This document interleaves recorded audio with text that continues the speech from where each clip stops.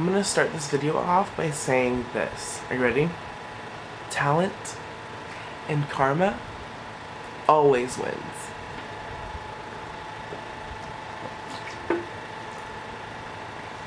Today I'm going to be doing my DCP story. Everything that happened from beginning to end and what I'm doing now. So my DCP started January 30th. That was my arrival date. And I had met people beforehand. I had met roommates beforehand, and we had all decided that we were going to live together. On February 2nd is when I had my traditions, and I got placed at Magic Kingdom parking. I was originally supposed to be placed at Blizzard Beach, but Typhoon Lagoon was closed. And that was a whole story. It's actually pretty funny, pretty long. I can make a whole separate video about that, but I'm not going to do that right now. Yeah, so I was working Magic Kingdom parking, and then halfway through my program, I switched to Blizzard Beach. Everything was fine. In the beginning, everything was perfectly fine. All my roommates loved each other, and it was amazing. And then it wasn't. It just wasn't at some point. This is when it started to go bad. I had decided, and there's two sides to every story, of course, and this is just my side of the story, and the side of the story that my friends believed at the time. You know, whether it's true or not, it's up for debate. This is just my side of the story. I decided to pick up, and this was after I switched to Blizzard Beach. Don't get me started on it. It was hell. And it's funny because you would think like, oh, Blizzard Beach? You want to work in a park? Inside a park? Oh my god, that sounds like so much fun. No. Put me back in parking. Magic Kingdom parking is amazing. But yeah, so I would pick up hours because Blizzard Beach would have day shifts and parking would have night shifts all the time. So it kind of worked out great because I would get like 60 hours a week, 70 hours a week by picking up. I only get scheduled 30, but I finessed that money. So yeah, the first week where I ever picked up like crazy like that, I was like, oh my god, like I'm gonna work. I'm gonna see how many hours I can actually push myself to do. I would get home at 2 a.m. and I would go leave work at 8 a.m. Like I just, you know, I had no time to talk to anybody, no time to do anything. I worked 7 days that week. Like I just wanted to see if I could do it. After that week, my roommate just thought I hated him, I guess. I don't know. I just like I don't even know. Like just because I didn't talk to you, just because I didn't like stimulate your mind enough that like you just think I didn't like you anymore or something. I don't know. But that's besides the fact. That's my side of the story. I could air dirty laundry that, you know, didn't help the situation, but I'm not going to because that's nobody else's business but our own. And so yeah, after that, oh, and there was also this one time, apparently I'd asked him to pick me up from work. No, this is what happened. I said, oh, do you want to pick me up from work today and we can go to the parks? Because we were going to go to Hollywood Studios. This is what it was. We were going to go to Hollywood Studios, and I remember sitting in the ticket booth, window 2, typing, right? Pick me up. Let's go. Oh, I probably shouldn't say that I was texting on the job. Whatever. Window 2, pick me up after work. And he said, okay, yeah, fine. And then like a couple hours later, I remember him texting me, oh, and this was no shade to Kaylee. I love Kaylee, but like, this was a mess. He was like, oh, like, I'm gonna go to Magic Kingdom with Kaylee. You can meet us there. Or something. I forgot what happened, where it just was like, because what I wanted to do was go home, like, because I had no clothes. Oh, this is what happened. I had no clothes. I wanted to go home and then to a park, Hollywood Studios, or whatever park we said we were gonna go to. But he said, oh, I'll just pick you up from work and we can go straight to Magic Kingdom. And I was like, I mean, that's not gonna work. That's not what we had agreed upon.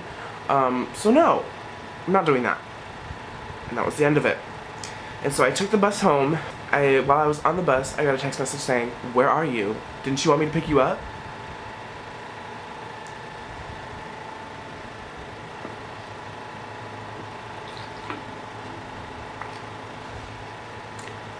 And what I love about that is, no, we couldn't just talk about it, or, you know, he just pretended like everything was fine. He was mad for like a couple minutes, and then everything was fine. Or so I thought, because he went to all my friends and said, you know, Mateo's a shitty person, he did this, X, Y, Z, A, B, and C, 1, 2, and 3, and then I had no friends, because what? Exactly. All my friends, at the time, they all turned against me. I love all of them. I mean, no shade to you guys, but kind of shade to you guys because that was a little fucked up. But, you know, everyone was entranced in my roommate's way of speaking, way of doing things. So I understand. No shade. I hope you don't take offense to this, but it was just like, okay, like that was literally my reaction.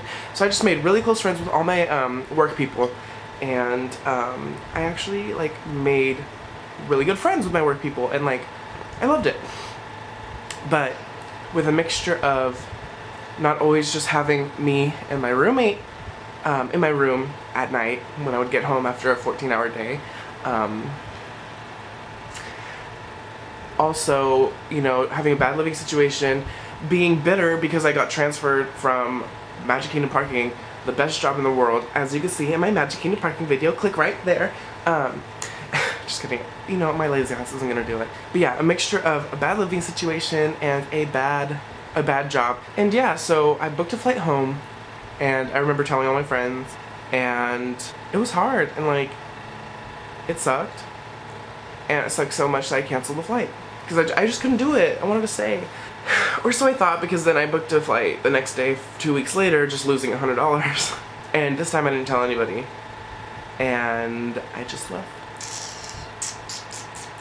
I was just working full-time at like, not a petty job, but like working full-time at like such a labor-intensive job, like without using my brain so much. I mean, like you use your brain, but like you don't use your brain like scholastically, or like you know, like you use your brain for like very surface level critical thinking skills. And like I just thought, like, I don't want to do this for the rest of my life. I don't want to do this for the rest of my life. And it kind of freaked me out, even though I was just on the college program.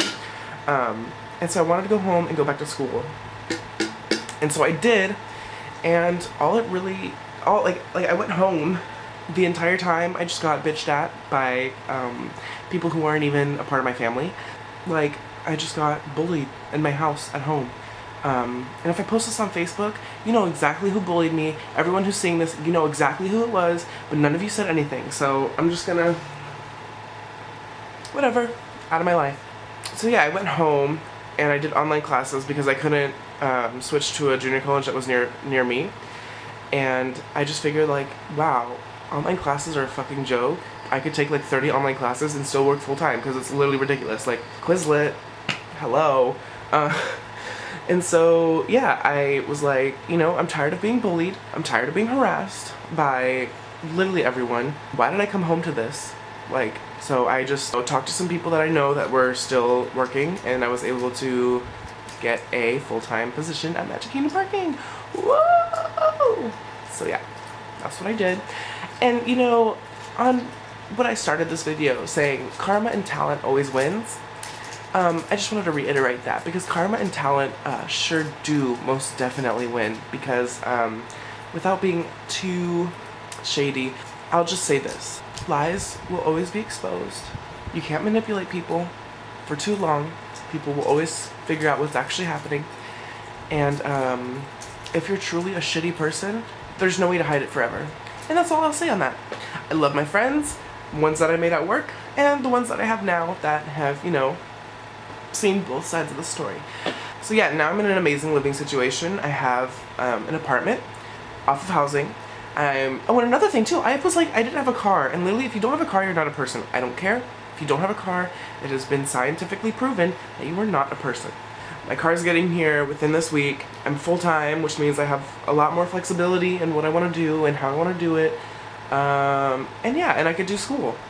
So like, win-win-win, and I don't have to live at hell. So the thing is what I realized, and what I hope not many of you realize if you're watching this and you're on your DCP or you're thinking about doing a DCP, my home wasn't when I left it.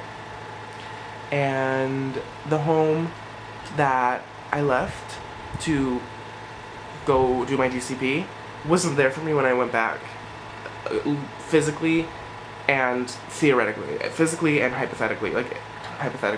Physically and mentally. Like, it just wasn't the same environment, wasn't the same home. Like, I'm only 19. I just turned 19.